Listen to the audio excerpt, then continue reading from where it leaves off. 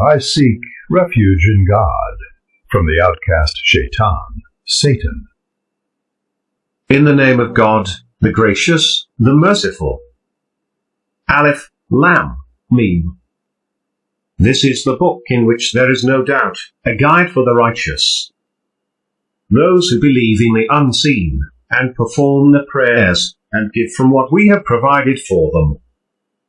And those who believe in what was revealed to you, and in what was revealed before you, and are certain of the hereafter.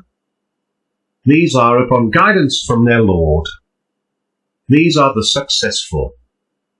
As for those who disbelieve, it is the same for them, whether you have warned them, or have not warned them, they do not believe.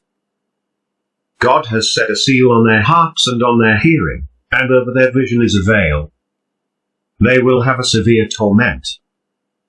Among the people are those who say, we believe in God and in the last day, but they are not believers.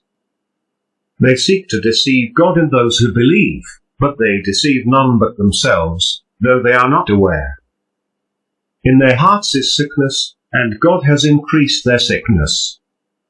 They will have a painful punishment because of their denial. God the Great has spoken the truth.